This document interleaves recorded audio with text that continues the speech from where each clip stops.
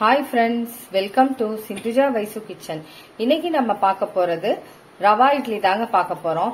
நல்ல ஒரு பிரேக்ஃபாஸ்ட் ரெசிபிங்க இது. நீங்க நைட்டு டின்னருக்கு கூட இந்த ரவா இட்லி செய்யலாம், ரொம்ப நல்லா இருக்கும். டெய்லி இட்லியே செஞ்சு போர் அடிச்சிருப்போம். அந்த டயத்துல இந்த மாதிரி நீங்க ரவா இட்லி செஞ்சீங்கன்னா ரொம்ப நல்லா இருக்கும். இதோட நீங்க தேங்காய் சட்னி, கொத்தமல்லி சட்னி இதெல்லாம் வச்சு சாப்பிட்டீங்கன்னா ரொம்ப அருமையா இருக்கும். எல்லாருக்குமே ஒரு டிஃபரெண்டான டிஃபனா இருக்கும். இது இன்னைக்கு எப்படி செய்யறதுன்னு தான் பார்க்க போறோம். வாங்க பார்க்கலாம். இப்ப நம்ம தாளிச்சுக்கலாம். பேன் ஹீட் ஆயிடுச்சு. 2 ஸ்பூன் எண்ணெய் சேர்த்துக்கிறேன். எண்ணெய் சூடாகட்டும். இப்ப கொஞ்சமா கடுகு சேர்த்துக்கிறேன். 1 ஸ்பூன் உளுத்தம் பருப்பு சேர்த்துக்கிறேன். இது கூடவே 1 ஸ்பூன் கடலைப்பருப்பு சேர்த்துக்கிறேன். ஒரு பச்சை மிளகாவை சின்ன சின்னதா கட் பண்ணி வச்சிருக்கேன், அதையும் சேர்த்துக்கிறேன். அப்புறம் கொஞ்சமா கருவேப்பிலை இலை கட் பண்ணி வச்சிருக்கேன், அதையும் சேர்த்துக்கிறேன். இப்போ ஒரு தடவை கலந்து விட்டுருங்க. இப்போ இது கூட இஞ்சி ரொம்ப சின்ன சின்னதா கட் பண்ணி வச்சிருக்கேன், அதையும் சேர்த்துக்கிறேன். பெரிய வெங்காயம் பாதி பெரிய வெங்காயம் எடுத்து நான் சின்ன சின்னதா கட் பண்ணி வச்சிருக்கேன், அதையும் சேர்த்துக்கிறேன். இதையும் ஒரு தடவை கலந்து விட்டுருங்க. இப்போ இது கூடவே ஒரு கேரட்டை நான் துருவி வச்சிருக்கேன். இந்த மாதிரி கேரட் சேர்த்தீங்கன்னா நல்லா டேஸ்டாவும் இருக்கும், நல்லா கலர்ஃபுல்லாவும் இருக்கும், நல்லா ஹெல்த்தியாவும் இருக்கும். இது ஒரு 2 நிமிஷம் அப்படியே வதக்கிக்கோங்க. லோ ஃபிளேம்லயே வச்சு வதக்கிக்கோங்க. இப்ப 1 கப்பு ரவையை இதுல நம்ம சேர்த்துக்கலாம். இப்ப இதையும் வறுத்துக்கோங்க. ஒரு 2 நிமிஷம் இதே மாதிரி லோ ஃபிளேம்ல வச்சு வறுத்துக்கோங்க.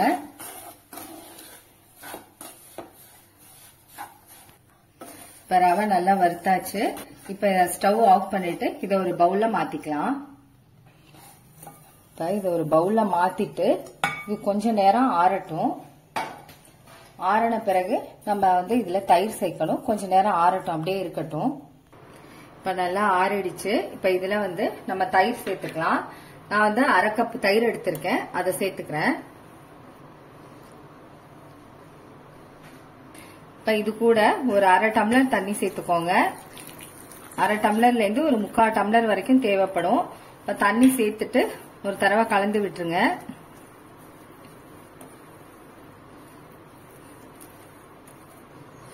நான் 1/2 டம்ளர் தண்ணி சேர்த்திருக்கேன், எனக்கு கரெக்டா இருக்கு. இப்போ ஒரு 10 நிமிஷத்துல இருந்து 15 நிமிஷம் வரைக்கும் இப்படியே இருக்கட்டும். கொஞ்ச நேரம் ஊறணும், அப்புறமா காமிக்கிறேன்.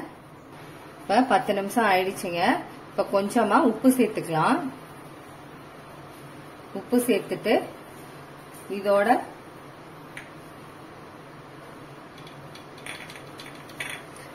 ஒரு சிட்டிகை பேக்கிங் சோடா சேர்க்கிறேன். இது சேர்க்கறனால நல்லா சாஃப்டா வரும் இட்லி, அதனால சேர்த்திருக்கேன். அப்புறம் இது கூட கொஞ்சமா கொத்தமல்லி தழை இலை, அதையும் சேர்த்துக்கலாம். சின்ன சின்னதா கட் பண்ணி வச்சிருக்கேன், அதையும் சேர்த்துட்டு நல்லா கலந்து விட்டுருங்க. உங்களுக்கு ரொம்ப கெட்டியா இருந்துச்சுன்னா கொஞ்சமா தண்ணி சேர்த்துக்கோங்க. ரொம்ப தண்ணி சேர்த்துற வேணாம்.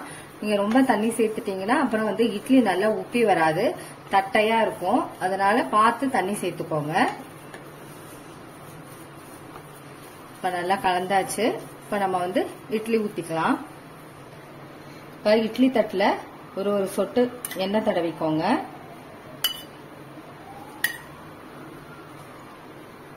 இந்த மாதிரி எண்ணெய் தடவி வச்சுக்கோங்க, நல்லா ஒட்டாம ஈஸியா வந்துடும்.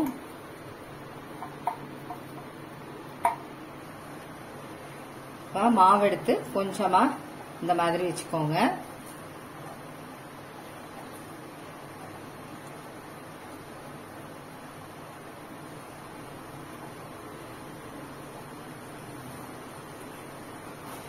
இப்ப நம்ம இதை இட்லி பாத்திரத்துல வச்சு வேக வச்சுக்கலாம்.